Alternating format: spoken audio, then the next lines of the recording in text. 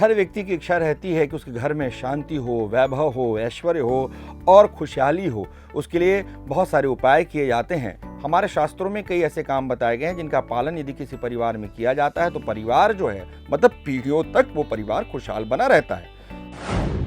सबसे पहले कुल देवता पूजन और श्राद्ध।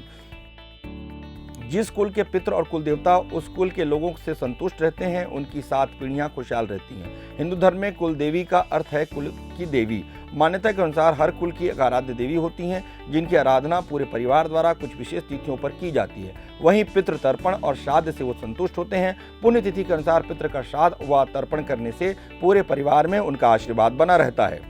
जिस घर में किचन में खाना बिना चखे भगवान को अर्पित किया जाता है उस घर में कभी अन्न और धन की कमी नहीं होती है। इसलिए यदि आप चाहते हैं कि घर में हमेशा लक्ष्मी जी की कृपा बनी रहे तो किचन में जूठन ना रखें, खाना भगवान को सबसे पहले अर्पित करें और उसके बाद खाना खाएं। साथ ही घर में गंदगी, जाले आदि ना रहें, इसका हमें विशेष ध्यान रखना चाहिए।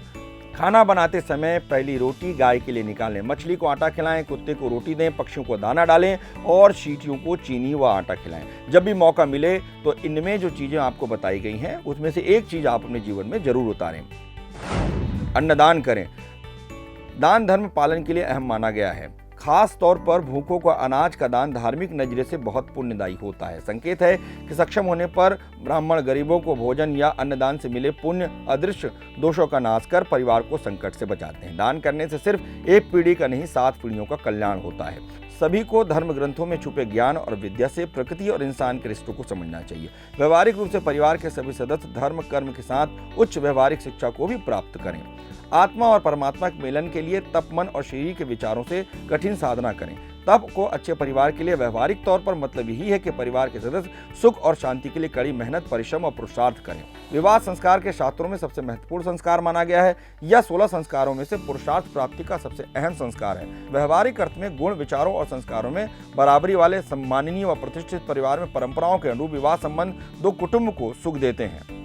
कर्मेंद्रियों और ज्ञानेंद्रियों पर संयम रखना चाहिए। इसका मतलब परिवार के सदस्य शोक मौज में इतना ना डूब जाएं कि कर्तव्यों और जिम्मेदारियों को भूल जाएं और जो है परिवार में क्या चल रहा है उसका आपका ध्यान रहे। इसलिए इन दोनों इंद्रियों पर आपको संयम रखना चाहिए।